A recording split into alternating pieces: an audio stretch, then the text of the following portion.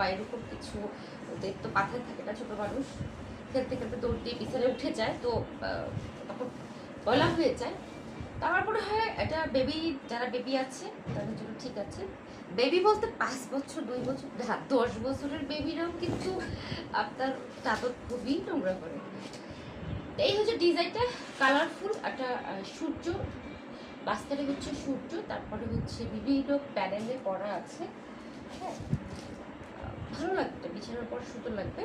আর পাশে যে যে ফ্লাওয়ারগুলো আছে, আমার কাছে এই প্যানেলটা বেশি ভালো লাগছে, মানে সূর্যর পরে দেখেন ফ্লাওয়ারগুলো একটা বড় প্যানেলে করা আছে। এটা হলো আপনার বালিশের কভার।